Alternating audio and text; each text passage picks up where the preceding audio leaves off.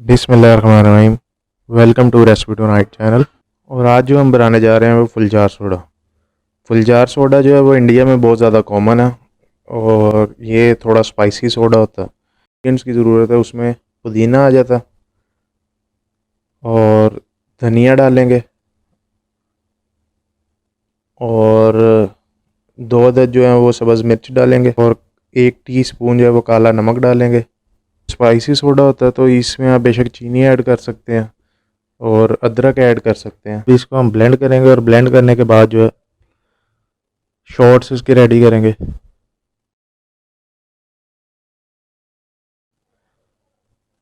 और उसके बाद हम सोडा जो है वो जार में डालेंगे और जो शॉर्ट्स हमने रेडी किए हैं वो हम जार के अंदर डाल देंगे।